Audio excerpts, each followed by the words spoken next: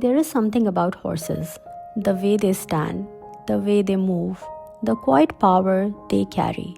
Before creating this course, I went to a stable, not to capture perfect photographs, but observe.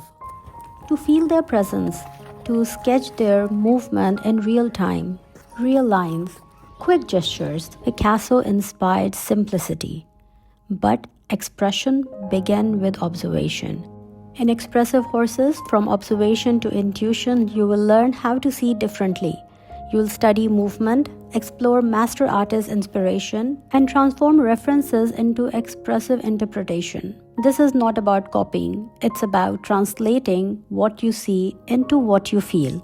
We move beyond sketching into texture, into layered mixed media, into symbolism. A line becomes protection, a door becomes transition, a goal becomes resilience. Observation becomes intuition.